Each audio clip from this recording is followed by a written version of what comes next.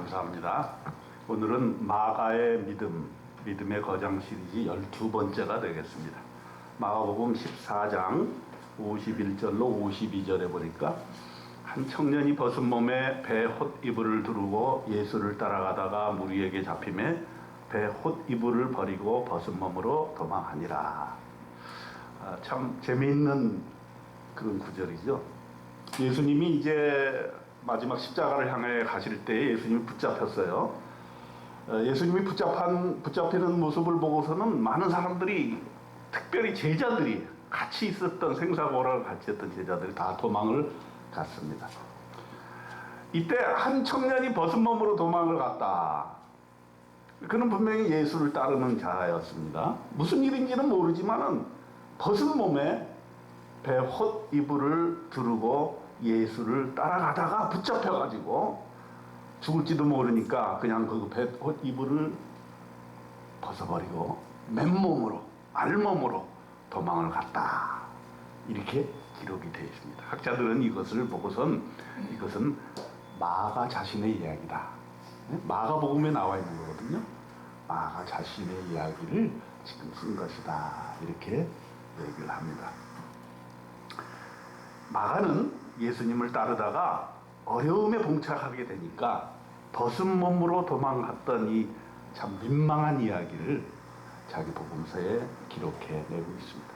저는 이것이 상당히 연민의 정을 느끼고 이게 바로 우리의 모습 아닌가 이런 생각을 하게 됩니다. 우리가 참 예수 믿고 평생을 주님 따르겠다고 하지만 조그만 어려움이 있게 되면 그저 도망가게 바쁘고 또 믿음 생활 잘하는 것 같다가도 또 낙담하고 또 하나님께 대해 실망을 하게 되는 그런 경우가 많이 있었습니다. 마가는 부잣집 아들이었던 것 같아요. 왜냐하면 성경에 보면 이렇게 마가의 생애에 대해서 직접적인 언급을 한 것이 많지는 않지만 이렇게 성경을 쭉 살펴보면은 그가 부잣집 아들이었다는 것이 분명한데, 우리 마가 다락방 있잖아요. 그것도 마가의 집이거든요. 거기에 120명이 모였다고 하니까 상당히 큰 집에 살았던 것 같고, 그 사람들을 다 그래도 얼마 정도는 좀 먹여야 됐을 거 아니에요. 기도만 할 수는 없잖아요. 그러니까 그거 다 먹일 수 있을 정도 되려면 상당한 재력가였을 것이다. 이렇게 생각이 들어요. 근데 이 부잣집 아들의 특징이 뭡니까? 뭐 좀 고생되는 일이면은 하다가 그냥 그만두는 일이 많죠. 그리고 뭐 좀 일이 잘 안 풀리면 낙담하는 경우가 많습니다. 아마 마가가 그런 사람이었을 것이다. 그렇게 생각이 듭니다. 그는 생전에 아주 유명한 세 사람을 만나게 되는데 바나바, 바울, 베드로입니다. 이 세 사람을 만나면서 그는 그의 인생이 요동을 칩니다. 어떤 때는 뭐 잘 나가다가도 어떤 때는 또 급전직하로 또 내려가기도 합니다. 그래서 저는 오늘 마가에 대해서 얘기하면서 이런 모습이 우리에게도 있다. 이걸 말씀드리고자 하는 것이고요. 우리가 지난 11번에 걸쳐서 주로 이제 구약의 인물들을 살펴보면서 지금 이제 신약으로 넘어가면서 우리가 다 살펴보지만은 위대한 믿음의 신앙인들이 성경에 나와 있는데 그들은 처음부터 위대한 사람은 아니었다. 우리와 성경이 아주 똑같은 그런 사람들이었다. 물론 조금 나은 면이 있었겠죠.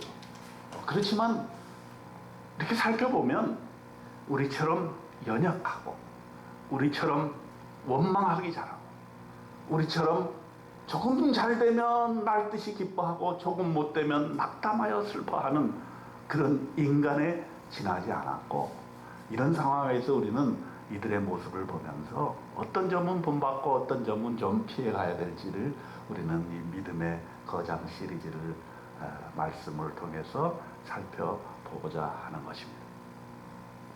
우선 마가는 가장 이제 두드러진 것이 바로 마가의 집에서 교회가 탄생했다는 사실. 이거 얼마나 위대한 일입니까? 여러분 사도행전에 보게 될 것 같으면은 오순절 성령 강림으로 말미암아 그 120문도에게 성령이 임하면서 이제 초대교회가 시작이 되는 거예요. 이거는 역사적인 사건이죠. 그동안에는 이스라엘 민족 또 성전 중심의 신앙, 민족 종교, 하지만 이제 교회가 탄생함으로 말미암아 이것은 어떤 민족의 종교가 아니라 어떤 민족의 하나님이 아니라 전 세계 인류의 하나님이 된 거예요. 그 하나님을 우리가 믿게 된 것이고, 그렇기 때문에 이 오순절 성령의 역사가 마가의 다락방에서 이루어졌다는 것은 마가에게 있어서는 얼마나 영광된 일인지를 우리가 알 수가 없습니다. 사도행전 1장 15절에 보면 모인 무리 예수가 약 120명이나 되었더라. 그때 베드로가 그 형제들 가운데서 일어서서 이르되, 120명이 모여서 거기서 기도하고, 또 기도만 할 뿐만 아니라 얼마나 초대교회의 모습이 대단했던지 자기의 것을 다 내어놓고 물건을 서로 통용하고 서로 사랑하고, 이런 세상에서는 일어날 수 없는 일들이 마가 다락방에서 일어났던 것입니다. 이런 모든 기적을 살펴보게 될 것 같으면 예수 믿고 성령 충만을 받았을 때 그들은 자기의 가진 것을 가지고 하나님 앞에 충성하게 되었다는 것입니다. 초대교회 설립 형태를 보면은 대개가 다 집에서 시작이 돼요. 그죠? 빌립보 교회도 그 여인의 집에서 시작이 됐죠. 초대교회 마가의 집에서 이제 초대교회가 시작이 되죠.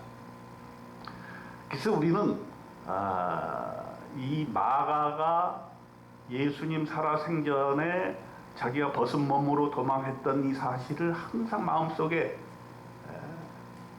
부족함을 느끼고 있다가 자기 집을 내놓지 않았나, 이렇게 저는 또 생각을 해봅니다.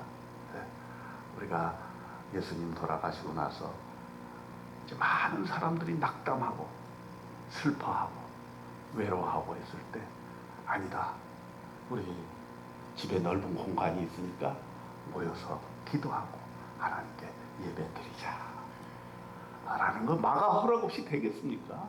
안 되는 것이죠.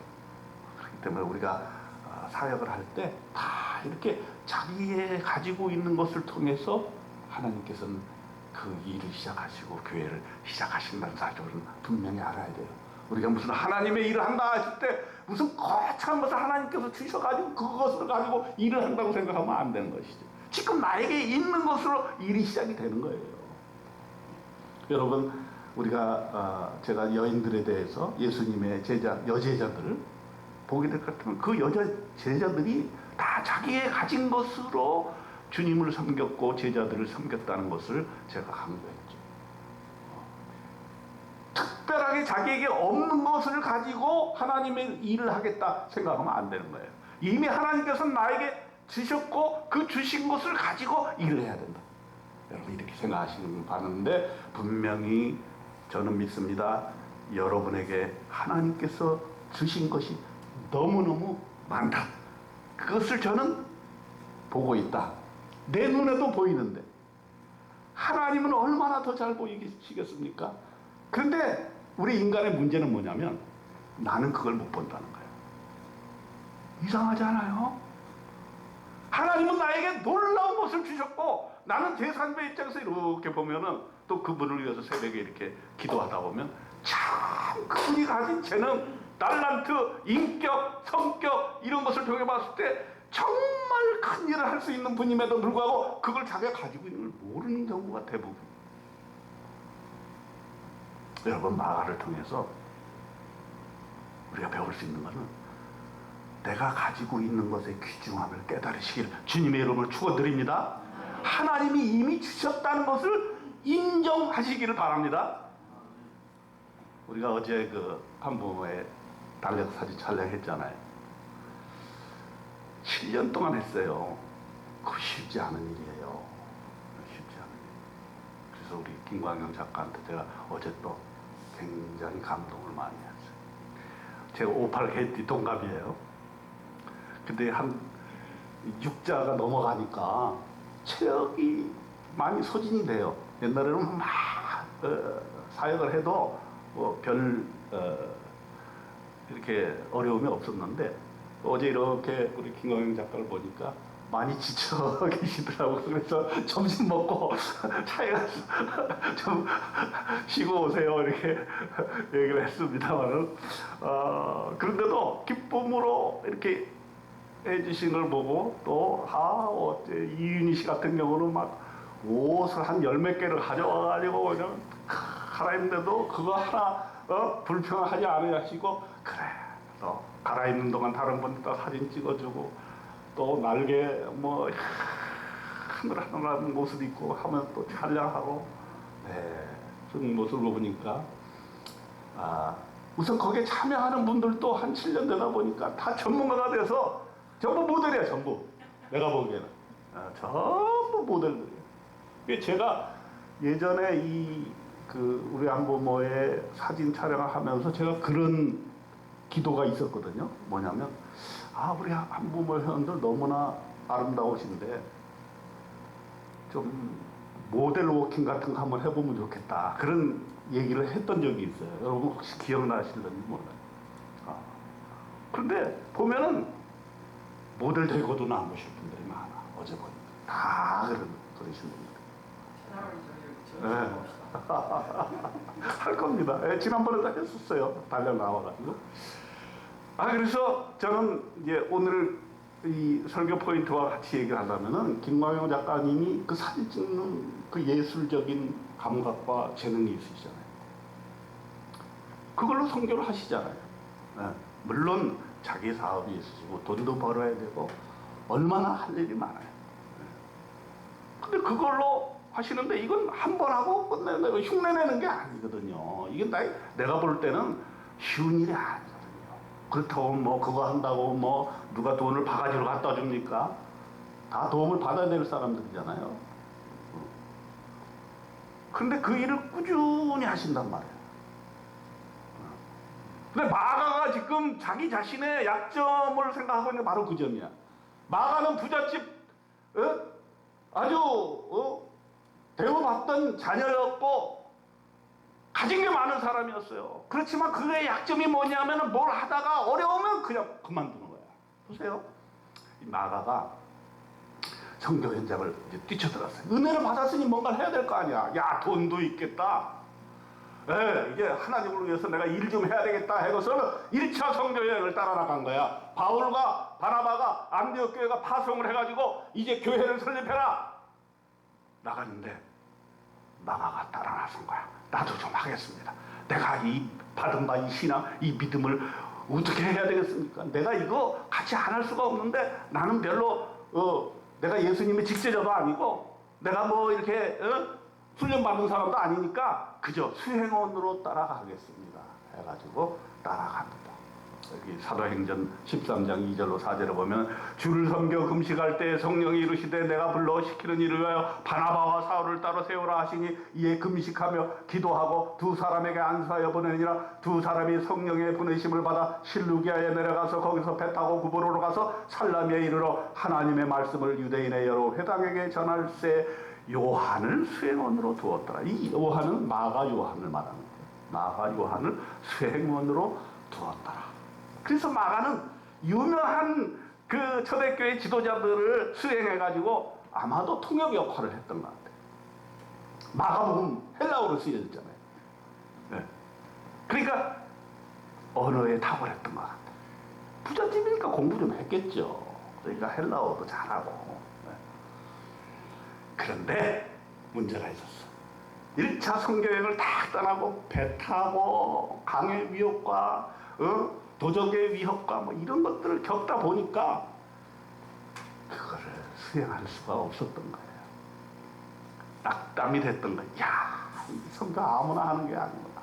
이래가지고 가다가 도중에 집에 가버려.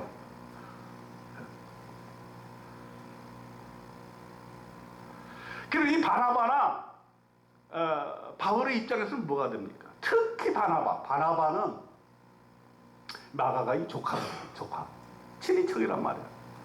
그래서 특별히 바나바의 추천에 의해서 마가를 데려가게 된 건데, 바울이 보통 사람입니까?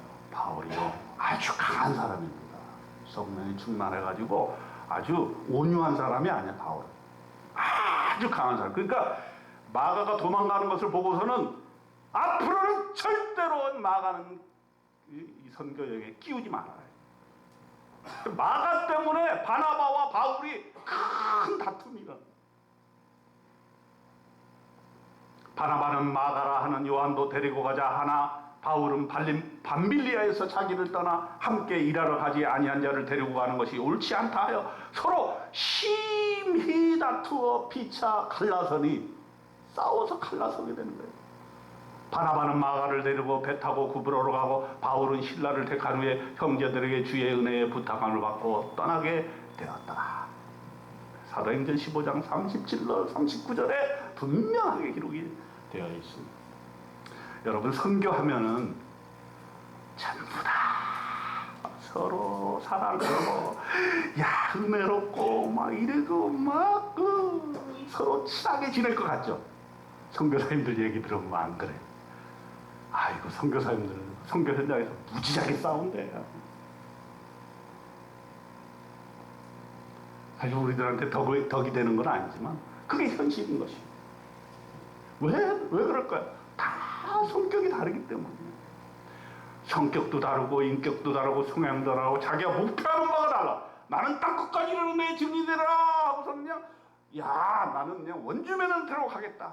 어떤 사람 아니야, 그것보다도 여기서 한인들을 중심으로 해가지고 교회를 세워서 그 여력을 가지고 원주민을 하는 게 좋아. 어떤 사람은 우리 글로벌 비전처럼 아니야, 쌀을 가지고 먹을 것을 가지고 먼저 그들의 마음을 사고 이렇게 해가지고 복음을 간접적으로 전해야지. 공산주의 국가에서 어떻게 복음을 전하냐? 추방당해. 아니, 무슨 학교 짓고 쌀 보내는 게 무슨 놈의 선교냐? 복음을 직접 전해야지. 그러다 감옥 가는 게 좋지. 둘 다 맞는 말이죠. 방법론이 다르죠. 그것 때문에 싸우게 되는 것이 또 선교 현장이기도 한데, 여기서 주관점 뭐냐면 마가 때문에 싸움이 일어나고 마가 때문에 바나바와 바울이 갈라서게 되었다 하는 것이 중요한 거예요.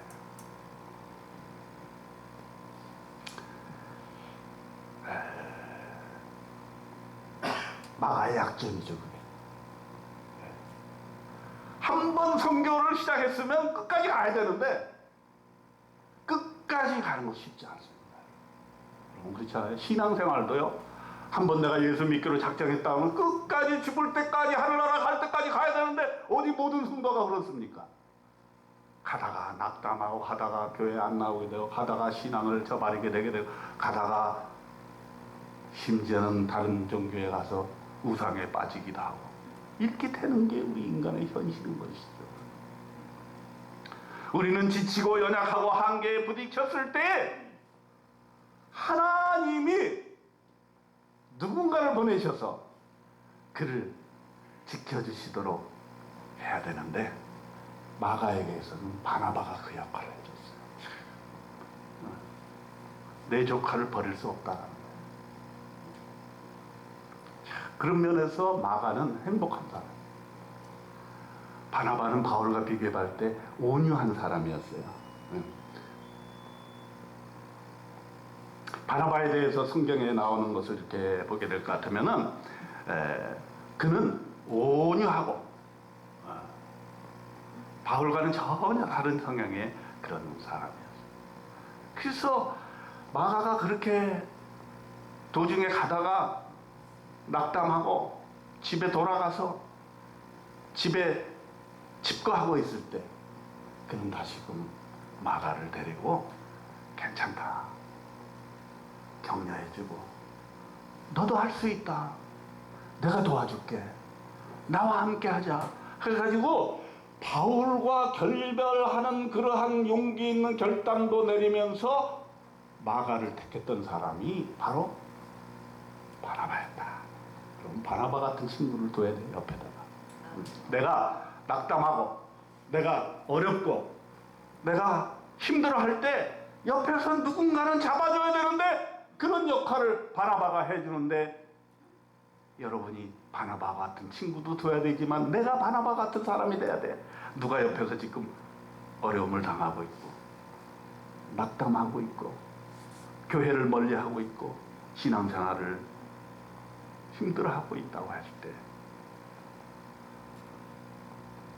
바나바 같은 사람이 좀 되어주시기를 주님의 이름으로 축원드립니다. 하나님이 굉장히 기뻐하실 겁니다. 근데 마가에 또 좋은 장점이 또 있어요. 마가에 좀 어려운 점도, 부족한 점도 있었지만 이 마가가 자기의 부족함을 깨닫고 흐트러진 대인관계, 주로 좀 이렇게 낙담하기도 하고 가다가 뭐 좀 어려울 것 같으면 촥 빠지고 이런 사람들이 대인관계에 좀 어려움이 있을 수 있어요. 그런 사람은 기도해야 되는 거죠. 기도해서 바울과 대인관계의 그 어려움을 회복을 했어요. 왜 그랬겠어요? 아니다, 내가 주님을 위해서 바울처럼 이렇게 성격이 강한 사람하고도 일을 같이 해야 된다, 이런 느낌이 들었을 것 같아요, 마가에 대해서. 그래서 나중에 사도 바울의 고백을 보게 될 것 같으면은 사도 바울이 마가를 말년에 찾는 장면이 나오는데, 디모데후서 4장 9절로 11절에 보면은 너는 속히 내게로 오라. 대만은 이 세상을 사랑하여 나를 버리고 데살로니가로 갔고 그레스게는 갈라디아로 디도는 달마디아로 갔고 누가만 나와 함께 있느니라. 네가 올 때 마가를 데리고 오라. 그가 나의 일에 유익하니라. 디모데한테 요청을 하는데 마가 좀 데리고 와라. 그가 내 일에 유익하다. 어떤 바울입니까? 그렇게 성정이 아주 그냥 아주 강한 바울이에요. 그런 강한 바울이 아니었으면 어떻게 초대교회 그게 다 설립이 됐겠어요? 초대교회들이. 그런 강한 사람이 뭔가 일을 추진해. 근데 그런 사람의 약점이 또 있어. 대인관계가 엉망이야. 그냥. 이 일에 도움이 안 되는 사람 다 잘라버려. 그냥 다 잘라버려. 목회도 그렇게 하는 사람이 있잖아요. 간다! 내 말 안 듣는 사람 다 끊어버려요. 그러니까 교회를 세우는 거예요. 그런데 바울도 나중에 나이 들어 보니까 그게 아니라는 걸 알았던 거예요. 후회가 되는 거예요. 내가 옛날에 마가를 왜 그렇게 모질게 했던 거. 마가 또한 내가 왜 그때 그거 못 참고 도중에 선교 여행을 그만두고 바울을 저버리고 갔었을 거. 나중에 화해가 된 거예요. 그래서 사도 바울과도 화해하고 주님의 일을 위해서 의기투합을 했던 것입니다. 여러분과 저도 그런 성정이 있을 수 있어요. 강한 성격의 소유자가 있을 수 있고 좀 연약한 성격의 소유자가 있어요. 장단점이 다 있을 수 있어요. 그러나 우리가 예수 믿고 구원받고 이제 신앙생활을 하다 보면 신앙의 정도가 조금 연륜이 깊어지고 신앙생활을 깊이 하다 보면 나의 강함으로 상처받은 사람들이 얼마나 많을까 하는 반성을 하게 돼요. 강하면 일은 이루어. 그러나 강하면 사람을 잃게 되는 경우가 많습니다. 그러므로 여러분, 우리가 이제 신앙의 연륜이 깊어질수록 내가 혹시 강한 사람인가? 그러면 좀 더 온유한 성품을 가질 필요가 있고 다시 회복하는 그러한 대인관계를 맺을 그런 필요가 있어. 여러분, 그런 사람이 되시길 바랍니다. 강한 사람은 좀 더 온유하게, 온유한 사람은 좀 더 회복을 추구하는 그런 사람이 되시기를 주님의 이름으로 축원드립니다. 그런가 하면 마가는 또 베드로와 함께 일을 했어요. 그러니까 마가가 처음에는 그렇게 알몸으로 도망을 갔던 그런 사람인데 이 신앙생활을 잘하고 선교생활을 우여곡절을 겪으면서 하다 보니까 베드로와 같은 사람과도 일을 하게 됐는데 왜 그랬냐면은 아마 필요성에 의해서 그렇게 됐던 것 같아요. 베드로가 어쩐지는 모르지만은 대개는 보면 좀 무식하다고 우리가 보잖아요. 어부 생활만 했기 때문에 어디 공부를 했겠어요. 그러니까 전도를 하려 그러면은 이게 좀 뭔가 학식이 있어야 되잖아요. 언어도 있어야 돼요. 그 당시에 헬라어를 썼는데 헬라어를 제대로 못하면은 어디 가서 전도를 하고 어디 가서 성경을 쓸 수가 있겠어요. 그거를 마가가 도와준 거예요. 그렇기 때문에 저는 베드로가 이제 소위 말하는 초대교회의 수장이 되고 초대교회의 하나의 중심축이 되는데 거기에 마가가 중요한 역할을 했다고 생각이 드는데 베드로 전후서에 보게 되면 마가의 그러한 문체, 마가의 신학적인 사상 이런 것이 마가복음과 베드로 전후서가 상당히 일치되는 것을 학자들은 보고 있습니다. 그 왜 그러냐? 그만큼 베드로의 사역에 10분 동행을 했기 때문에 그렇습니다. 베드로전서 5장 13절에 보면은 택하심을 받은 바벨론에 있는 교회가 너희에게 문안하고 내 아들 마가도 그리하느니라.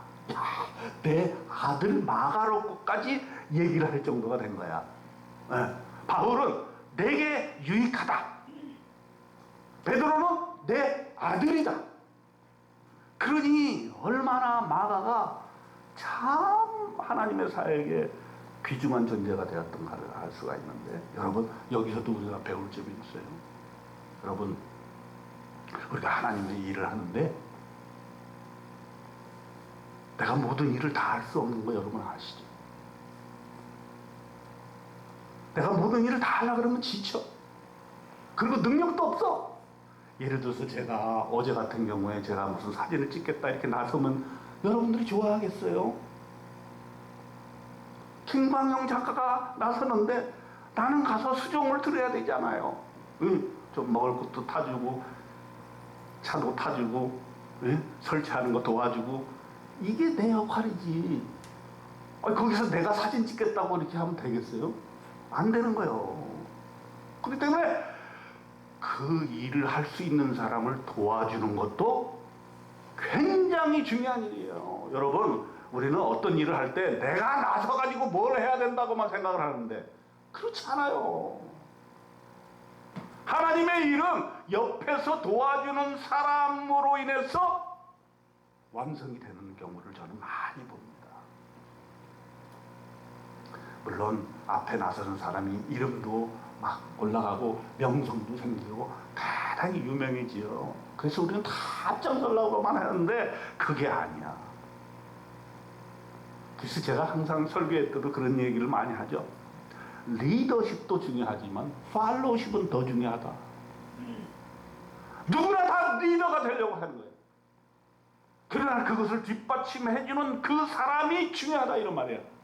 대통령도 중요하지만 그 옆에서 비서실에서 대통령님 이렇게 해야 됩니다 저렇게 해야 됩니다 잘하는 사람이 필요해. 그래야 그 대통령이 대통령다워지는 거고 좋은 대통령이 되는 거야. 그런 사람이 없을 때 그냥 자기 이익만 챙기려고 하는 사람을 옆에 두고 있으면 그 대통령은 망하는 거고 그 나라는 망하는 것이죠. 주님의 일도 그렇습니다. 교회 일도 그렇습니다. 누가 앞장서서 이름 내고 내가 뭐 이 교회 뭐다 이렇게 내세우는 것도 중요하지만 그렇지 않냐고 조그만 일 하나 하는 거 이름 내지 않고 하지 않는 그런 사람이 많아졌을 때 사실은 그 공동체가 살아 움직이게 되는 것입니다. 그것이 바로 마가가 쓴 마가복음의 핵심 사상입니다. 이 마가가 그렇게 신앙생활 쭉 겪고 난 다음에 초대교회에 위기가 왔어요. 이게 마가복음이 한 70년도에 쓰여졌다고 보는데 그때 이제 네로 황제의 박해가 심해지면서 이 초대교회가 완전히 맥이 끊어질 수 있는 그런 위기가 봉착하게 된 거예요. 그래서 이 예수님의 말씀과 이 예수님의 행적을 기록으로 남기지 않으면 안 되겠다 하는 강력한 그 내적인 소망이 마가에서 일어나게 된 것입니다. 그 전까지는 아무 기록도 남겨져 있지 않았어요. 복음서가 없었어요. 최초의 복음서 마가복음입니다. 물론 마태복음이 처음에 나와 있지만 처음에 나와 있는 것은 구약과 신약을 가교 역할을 해주기 위해서 마태복음이 있는 거예요. 지난 시간에 제가 마태의 역할이 구약의 약속의 말씀이 신약에 와서 이루어졌다 하는 것을 과교 역할을 하기 위해서 마태가 마태복음을 저술했다 그랬잖아요. 그리고 주님의 말씀, 예수님의 말씀을 중심적으로 기술을 했다고 보았습니다.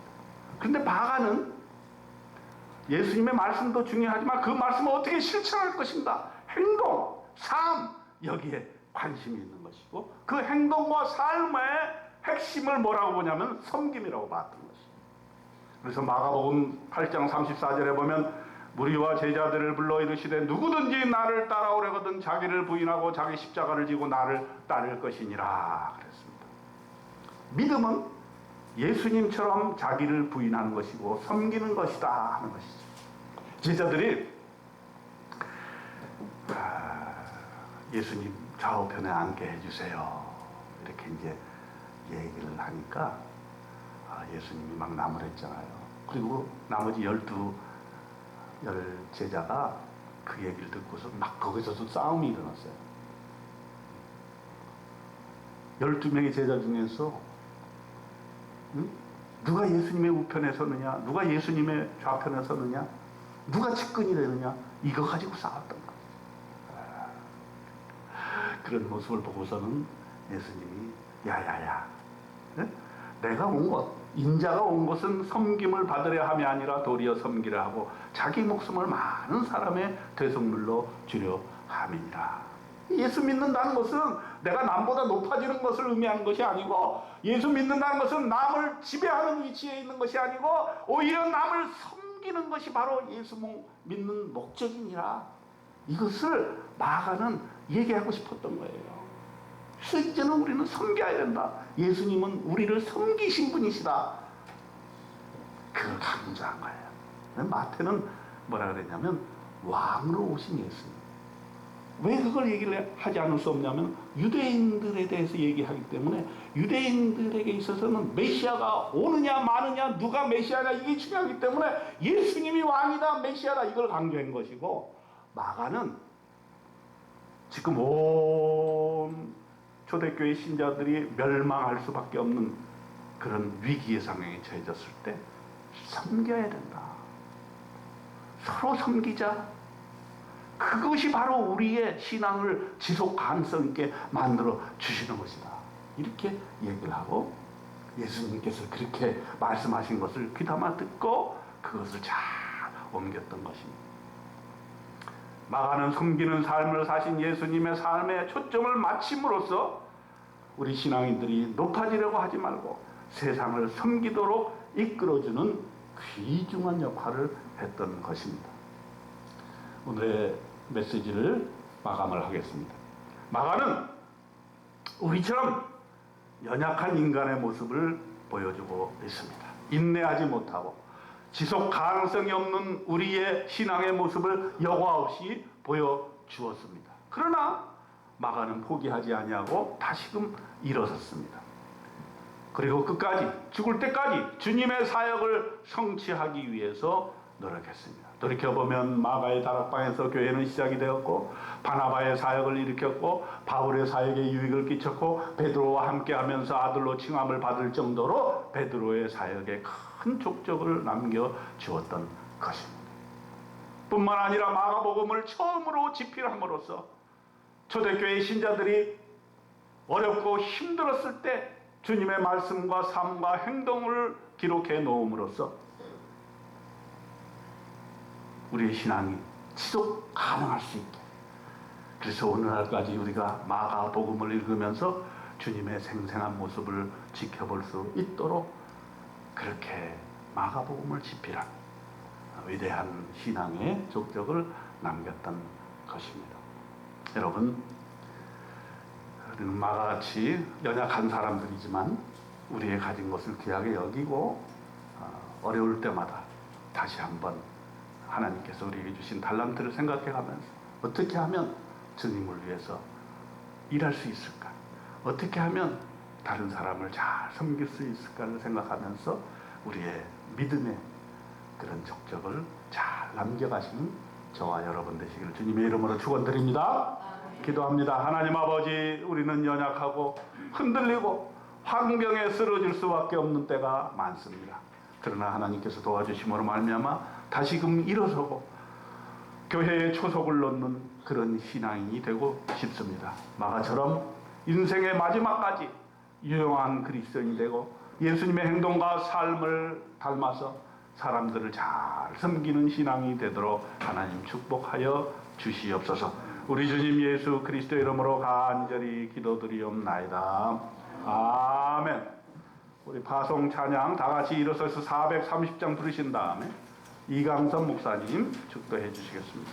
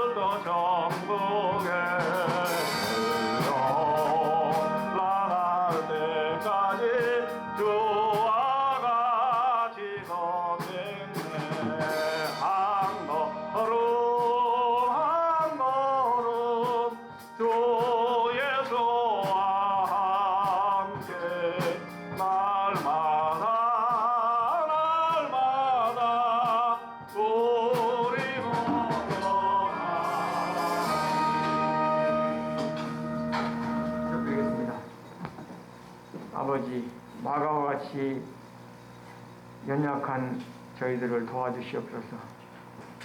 저희 없었을 때는 주님께 순종하지도 못하고 또 이웃과 같이 동역하지도 못하고 무익했지만 하나님께서 또 그를 기르시고 성숙케 하사 유익하고 도움이 되는 귀한 하나님의 일꾼으로 동역자로 세우심을 믿고 감사드립니다. 이제는 우리 주 예수 그리스도의 은혜와 하나님 아버지의 극진하신 사랑하심과 우리를 기르고 권면하고 도우시는 성령님의 은혜로 주님 오실 때까지 영원히 함께 계실지어다. 아멘.